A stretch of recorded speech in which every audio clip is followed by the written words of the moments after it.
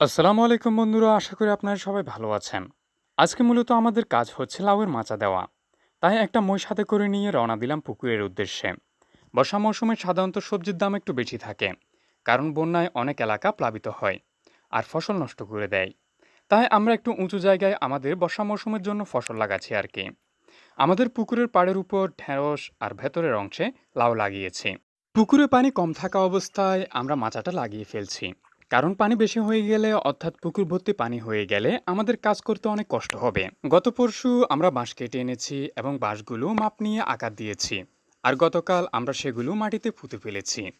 আমাদের পরিকল্পনা ছিল আমরা মাচার জালগুলো উত্তর দক্ষিণে সরাসরি দিব, তবে পরবর্তীতে যখন সব জাল একসাথে জুড়ে ফেললাম তখন দেখি খুঁটিগুলোর জন্য জালগুলো পাশে আনা যাচ্ছিল না।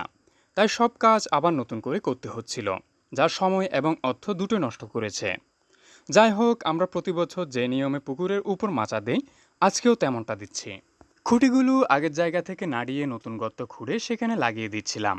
মাচার কাজ অনেকটা ধৈর্য এবং বুদ্ধি খাটিয়ে করতে হয়। আমরা যে খুঁটিগুলো কেটেছিলাম সেগুলো প্রায় 13 ফুট লম্বা করে কেটেছিলাম, যা আপনারা দেখতে পারছেন। মূলত পুকুরে পানি ভর্তি হয়ে গেলে লাউ যাতে পানিতে ঝুলে না যায়, তাই একটু উঁচু করে দিচ্ছি আর কি। খুঁটির উপরের অংশে আমরা যে রশিগুলো লাগাচ্ছি সেগুলো অনেক মোটা।